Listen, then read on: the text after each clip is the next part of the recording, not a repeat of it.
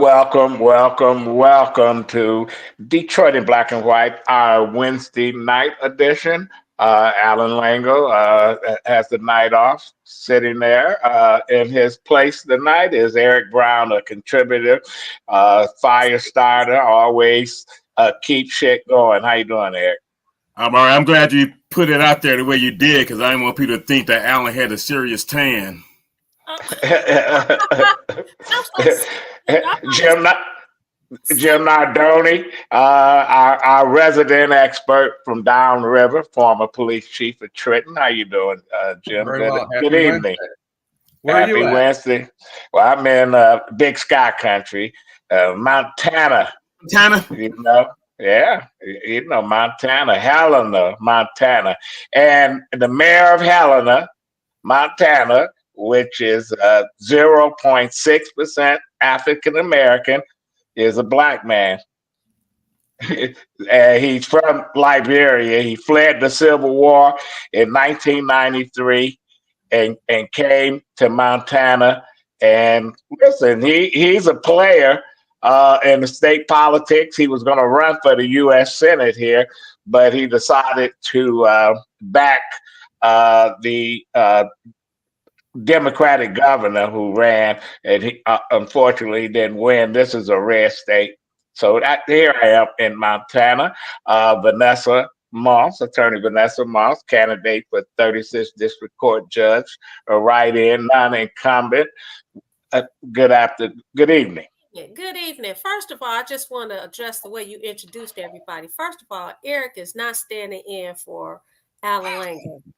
Yes, he is. No, he's not. Yes, he is. And listen, yes, he is. I don't even know why that Jim is a expert. He's not an expert in nothing. The only thing. That's right. Thank you. Thank you for defending me. we need to get her out of there. As far as you concerned, who asked a history lesson about Montana? That's not what we're supposed to be talking about today. We're supposed to be talking about Detroit. Listen, well, let me tell you something. I was watching. They got just as many political commercials there in Detroit and Michigan. There's a lot of anti-slocking and pro-slocking commercials airing on TV here in the great state of Montana. You know what? These elections around the country is the Senate, control of the Senate and Congress is a national issue, and everybody is watching. They watch in Michigan, they watch in Ohio, they watch in Florida, North Carolina, etc. So you don't even want to watch TV because you see it's just unbelievable. It's so the commercials. Oh my God. I want to watch TV because I want y'all to watch my commercial. What you talking about? Okay, let's get into it. Vanessa, did you watch the debate last night? And what did you think of it? What debate? You know what debate. That's Vice President. Or what debate? Okay. That's my opinion. I went to a watch party. I will say this. I was invited to a watch party. I went to this lounge. It's called the Elbow Lounge on Mac. And I walk in there. I introduced myself. And you would have thought I am a superstar. You would have thought I was Hollywood star. They was like, oh my God, somebody came over here somebody that's actually running for office came here to watch the debate. And I was like, yeah. Some young lady runs over after I was there an hour. She tapped me on the shoulder. She identified herself. I'm not going to say who she is. And she said, I was so happy to hear that somebody from the neighborhood and who was running for office came over here, because everybody go downtown, everybody go on the west side, everybody do everything out county, but they don't come on this side of town. So I was happy. I was like shocked. You know who used to go to that bar and used to have a fundraiser there? The late Brenda Scott. I know where is that. Yes, that was her bar.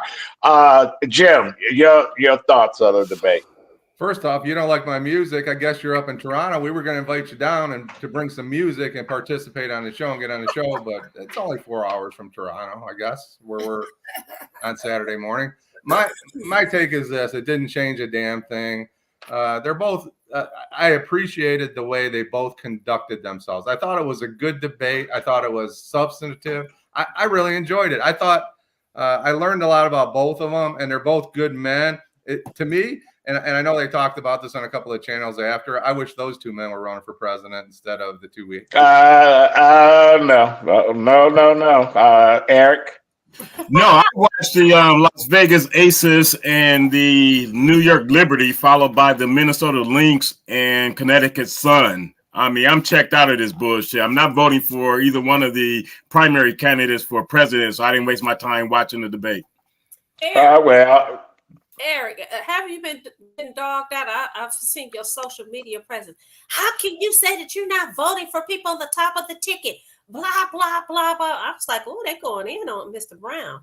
No, they're not, because I just respond, blah, blah, blah, blah, blah.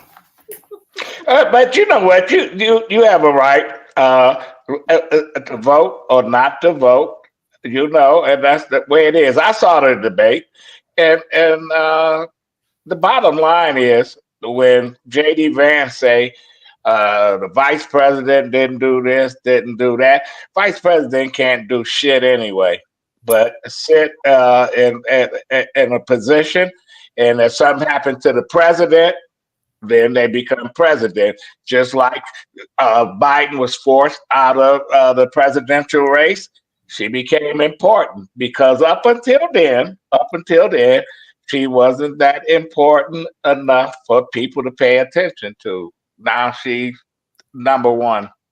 And to your point about vice president is important. As we know, on January the 6th, yes, President Pence didn't do what the president of the United States asked for him to do. It was illegal from my perspective. But well, the overthrow the president.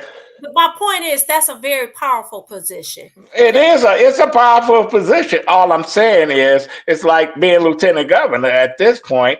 It's not important until something come up and you got to take control. My concern was with this hurricane that we saw that killed a lot of folks in the South, North Carolina, Florida, Georgia, etc. That the former president go down there for a photo op and then create a GoFundMe page. How not only tacky but unfucking believable. Well, he got $1 billion. If he wanted somebody to donate some money, he could have said, "Here's the first $1 million," and got all his billionaire friends to donate a GoFundMe. This guy selling $100,000 watches, Bibles, drawers, bras, or whatever that he could sell. And people could care less whether the president or the guy that's running against them to reclaim the office come down there and shake their hand or pass out a lunch to them. They need help from the federal government. They're looking for loved ones. Their homes are destroyed. Their possessions are destroyed. And this should not be a political football. I don't think they expected it to be what it was. I think they were unprepared, sadly, and I don't know who's to blame for that, but nobody's to blame, because if I want to blame, if we can't blame someone, we got people like DeSantis says we don't need any federal help. Kemp in Georgia, we don't need your money. Now, when the shit comes down, when you get an emergency, all of a sudden they call it on Washington, D.C. to come to the rescue. Either you're going to work with the federal government or you're not going to work with the federal government. But it shouldn't become the people that's devastated by this storm, and there's a lot of them. They shouldn't become pawns in a political race for between two people who trying to get elected to the nation's highest office. Well, I do think that it speaks to an issue that people want to downplay, and that issue is climate change is real, okay? And so whether you want to acknowledge it or not, we see what just happened and what happened around the United States. So it's a real issue. And so I'm in Montana. It's 80-something degrees. They got, Montana's supposed to, the winter is coming up and stuff. It's nice and warm and stuff. That's ridiculous. If it's warm, why you had that sweater? because the weather it gets cold in the morning. It's freezing. It's 40 something in the evening. But during the day it's nice and warm. Yeah. Well, don't you warm up after you're wrangling those cattle there on the Yellowstone camp? Or no, listen. I'm chasing down Custer and the people that came out here that stole all this land. We'll be looking for you in a Yellowstone episode. I think the season starts in November or something. Anyway, go ahead, Eric. But to your point, Adolph, I mean, unfortunately, politicizing anything, be it a tragedy or whatever, is what politics and politics is all about. And, people debate about the intelligence of the electorate. And as I always say, it's not just the lack of intelligence, it's just a matter of being uninformed. The average person cannot even tell you who their representatives are, be it at the state level or the federal level. All they, unfortunately, far too many people just see a D or an R, and that's what they support. And until they bring civics back into the classroom, and until they start doing schoolhouse rock on Saturdays like they used to do when we grew up. And I'm not sure what they were doing when you grew up. But they still didn't know. Listen, they had civics when I was in school, and half of the people didn't pay attention to who was doing what and who was in charge of what, because people can't name what a county commissioner does. Who's your city council person in that district? Who are they? Who should I call to pick up the trash? But them being uninformed. I mean, so it's unfortunate, but it is, what it is. I'm not sure. We got 34 days to listen to all this shit, and you're gonna see a million pieces of literature coming your way in the mail, and you're gonna and listen to what's on TV, on the radio. We inundated with this, and the media sites. All over the place. Well, will your life change if whoever gets elected? Nope. I'd like to talk about a comment real quick. Like my music's talking about Republicans don't want to be informed. I don't think anybody wants to be informed. What is striking to me, and I watched a debate on CNN last night, is the anger and the angst and the win at all costs attitude. You know what? Whoever gets elected, 50% of this country is going to be pissed. Let's face it. It's the answer. Let's let the system work.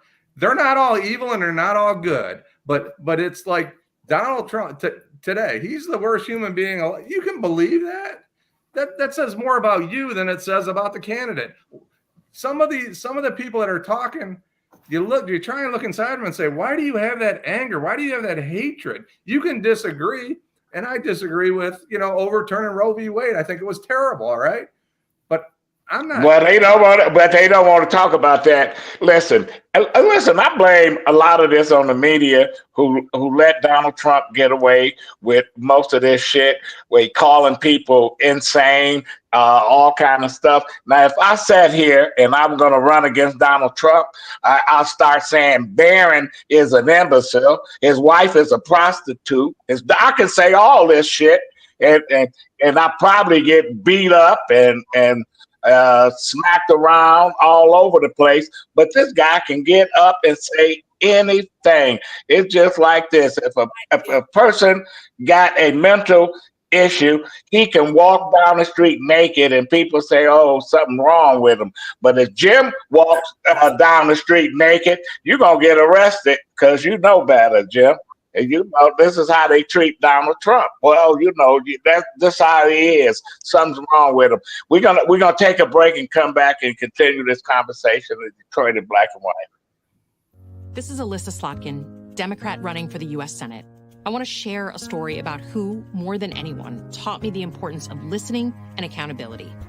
It was President Barack Obama. I served in the White House on his national security staff. I got to see him in action, up close and behind closed doors in the Oval Office. First, he was brilliant and therefore demanded people really knew their stuff. It was President Obama who grilled me on issues and demanded accountability on what we said and did. That commitment to accountability is exactly the approach I use today, listening to our communities. It's why I've written an opportunity agenda with detailed plans to strengthen Black businesses, increase Black wealth, and provide real opportunities for our youth. Because, as President Obama taught me, you better say what you mean and mean what you say. So that's why I approve this message. So we're back in Detroit in Black and White. If you are watching, we want you to like, subscribe, and share. Like, subscribe, and share. Terry McCrimmon made a comment, and he said, you know, just because you're doing your job as a postal worker, and you know, he's talking about the postal worker that was delivering the mail with Kamala Harris. Yes. Not Farmington Hills. Just insane. Just insane. It's just crazy. Why don't you tell us, Vanessa, because I'm not familiar. So a white guy, I did not want to receive any mail from the vice president. He said all kind of racial epithets. And, you know, they tried to say he was drinking and drunk, but if it wasn't for the mace that the postal worker had, he would have attacked the person. Yeah, well, he did attack the person. They used So this happened last Thursday, Jim, out in Farmington Hills. Yeah, crazy. Well, you know what? I want to talk about something crazy. Everybody knows here that I have a movement, and the movement is for me to be elected as judge at 36th District Court. I don't know if you guys are aware of what happened. There's a 23-year-old young lady who was waiting to be arraigned over at 36th District Court. Her mother says for what? Asked them for driving without a license, I think, and stolen possession of a stolen car. Operating a stolen vehicle, right? Fleeting and eluding. Okay, basically, and possession of a stolen car, whatever. 23 years old. Mother says that she advised that her daughter had mental health issues, bipolar, oppositional defiant disorder, ADHD, etc. Young lady attempted suicide. She is dead. And she says that she told them that her daughter was ill and that she should be watched. Now the court is saying, well, we didn't get that.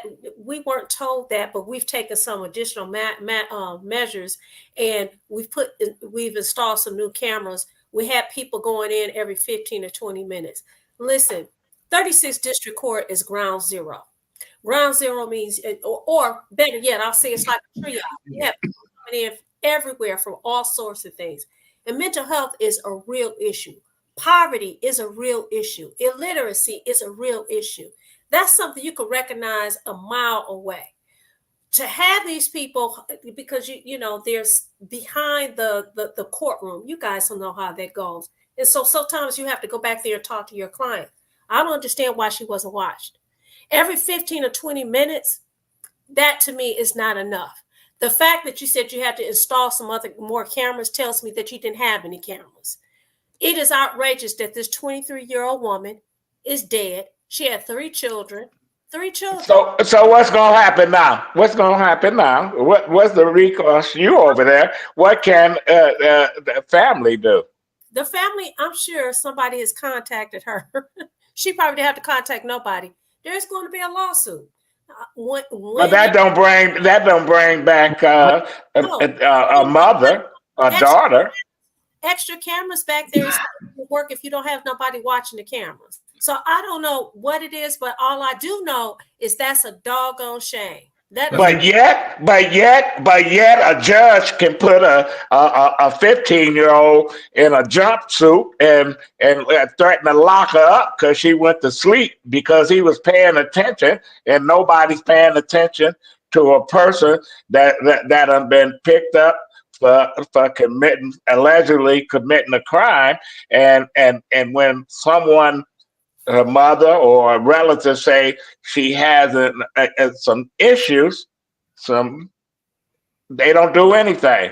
But that speaks to value, in a predominantly black city, that still speaks to the value or lack thereof of a black life in a city where black lives.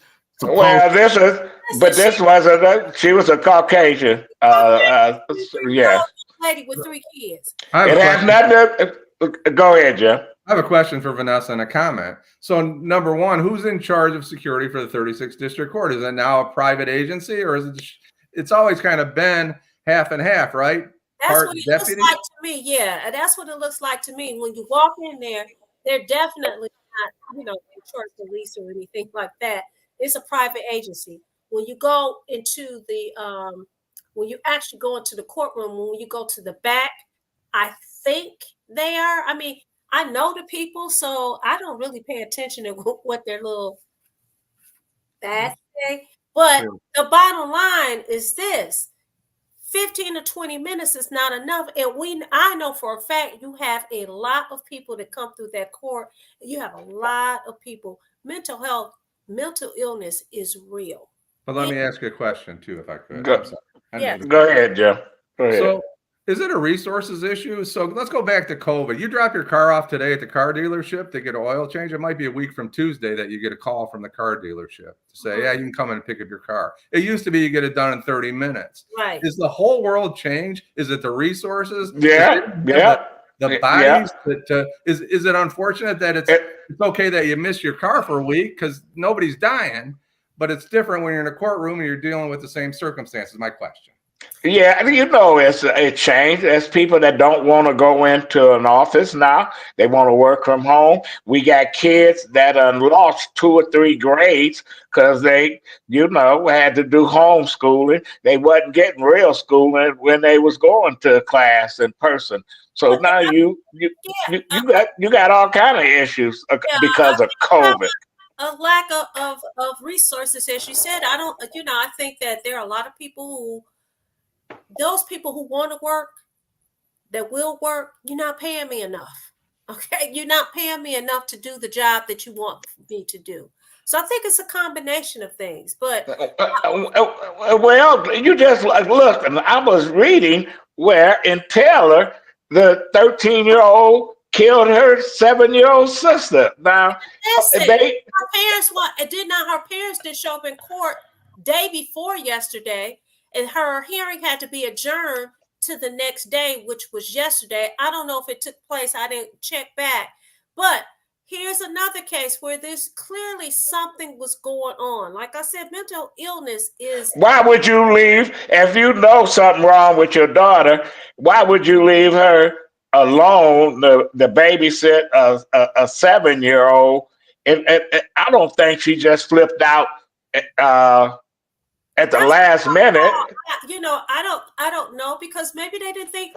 First of all, sometimes in instances like that, a lot of people are in denial that there's something different. I'm not going to use the word wrong, but there's something different about their kid. They don't want to acknowledge it. There's a denial about that, number one. Number two, with that denial, you don't think that they will do something to their sibling. We don't know what was going on in the house. All I know is she's 13 years old. You got a family that, just look at all the trauma. Mother, father, one kid kills the other kid, right? You're dealing with the death of the kid in your home. And it was a crime of passion, I think, because she was stabbed 4 times. So she was passionate. You know what I'm saying?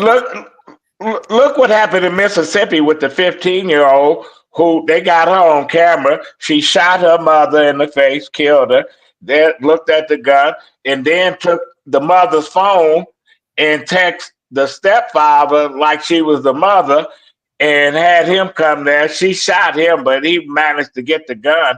She just got sentenced to life without parole. She's 15 years old. This is in Mississippi.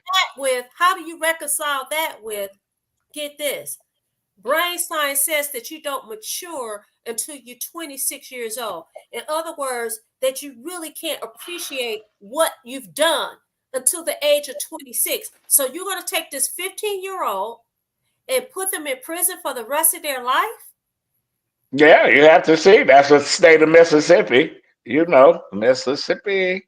This is what they have done. And Kim Worthy saying here that all they're going to do is keep her locked up till she's 21. I don't know. I didn't follow it that far. I just followed. I was like, what happened in court? Anyway, I don't know. I think it's very sad. 13 years old, you show up in court. You've never been in court before. You're there by yourself. I don't know what happened yesterday. I don't know the parents appear, but that's trauma. Now and before we end this show, I want Eric. I'm gonna go to you. The former Detroit mayor Kwame Kilpatrick, now a Trump supporter and a Trump whatever, made a statement concerning the embattled mayor Eric Adams. He's saying that the Democrats are going after Black elected officials. Your take on what's happening in New York? Well, not too long ago, about an hour or so ago, someone had a similar comment about P. Diddy, Sean Combs, whatever he is, talking about he bringing down another black man. Let me say this. I have a frat brother who's a line brother of mine, who's a lawyer in New York. And last week when Eric Adams was indicted, when it was first breaking news, he's been living in New York for quite a long time now. His first comment was he's going to jail. This is without anything being brought in the court and everything. So the sad part about he's been doing this since 2012, 2010. It's been a while. So it's no surprise to the citizens of New York. And I think that people need to understand people do things and think they will never get caught. He got caught. He had to pay the piper, but the piper will not come until he's, tried by his peers and or possibly convicted. It's unfortunate, but, it doesn't look good for him at all. So, Eric, the question was, though, Kwame Kilpatrick said that these are before you go on, we had a technical glitch. We had a commercial playing. We can still hear you, Eric. So go ahead. You're right. The question was about what Kwame Kilpatrick said. I mean, that's, I'm not surprised he said that because he feels that he was a black man, was bogged down by the establishment, failing to realize that he was a thief. He stole money. He read contracts. So do you agree, Eric, that with his statement that it's the Democratic Party that's bringing him down? No, it's the U.S. attorney. It was the U.S. attorney doing his job, and Eric Adams took money from a foreign government, took trips. You want to fly first class, business class, whatever class. Yeah, you take your money. So, what is your opinion, Jim? What do you think? Do you think it's the Democratic Party bringing down the black man? I don't think so. I think it's the system. And unfortunately, you have mayors from little towns. Adolph, you're in Helena. Yeah, Helena. Would it be unusual for the mayor of Helena to go to Japan for to try and big business back to Montana? We have changed the way we operate, right? These small town mayors are going all over the world, right? We have, but you have to be careful about taking your girlfriend or your significant other or whatever on these trips. You just can't do that. Unfortunately, you're talking about New York, and New York is, the world is looking at what's going on in New York, right? And so you have the mayor who again, here in the United States, we celebrate people who was downtrodden and just brought themselves up. This was a juvenile delinquent, right? This is somebody who had ADHD and had problems learning in school. He was able to, he was a gang member. He was able to turn himself around, became the chief of police, and then he ran for mayor and became the mayor. And now he's looking at these criminal charges. So it would make people think that maybe you didn't turn around. Maybe you were just able to finesse your criminal craft. I'm not saying that is true. I'm just saying that people could look at it that way, But I don't think he was the chief of police, was he? Was he the chief? No. I think he was a captain or whatever. He was a high ranking police officer. But the bottom line is that Kwame Kilpatrick found himself. He has no remorse. You know what? I thought that 28 years, 29 years was too much, but obviously, he didn't learn anything for the 8 years he was locked up, and now he's trying. I guess he's trying to show solidarity with Eric Adams. I know how it is, brother. They coming at you. Well, you know what? The mayor of New York is probably talking to the governor behind closed doors, because it's up to her, and it's a political move. She can remove him, right. And she might tell him, I don't want to remove you. Why don't you just do the right thing and resign? Well, she's gonna remove him because the pressure is gonna be on her big time. He's got the Kwame Kilpatrick attitude. I'm smarter than everybody else, and I don't feel bad for what I did because I didn't hurt anybody. I just I guess he moved up from business class to first class. That seems like a pretty good reason to go to prison. But he got all these folks that he put in positions that shouldn't be in positions, and the superintendent of the schools and your top aides as your woman, your significant other. When you start getting personal and making them those are your road dogs, and you got a payroll of friends and family of millions of dollars that taxpayers are paying, somebody's going to be watching you. That's just the nature of the beast. Vanessa, your final thought. Well, this has been a wonderful conversation, spirited conversation. I want everybody to have a rest of a wonderful Wednesday evening. We'll be back on Saturday at 10 o'clock at McShane's, and we're going to have a lively conversation with with Adolph Mongo, Jim Nardone, Alan Lango. I don't know if Eric is going to plan on showing up. Vanessa Moss, and that's we're going to have this week. I forgot who we're going to have. Oh, I invited Macy Gaines, who's running for Wayne County Probate Court. She'll be on the show on Saturday, but I don't know who else is coming on the show. Jim. First, thanks to our colleagues out there that are participating in the show. We couldn't do it without you. We appreciate your comments, and we like to read them and we like to follow up on them. But I can't leave the show tonight without talking about historic execution by the Detroit Lions quarterback. The also-ran quarterback, Jared Goff, who went 18 for 18 for 292 yards without an incompletion. And it's time that the city of Detroit and everybody else quits talking about this guy that was here before, because he couldn't carry his jockstrap. Jared Goff will be a Hall of Fame legend before this is over. Eric, your final thought. I'm too choked up after that declaration from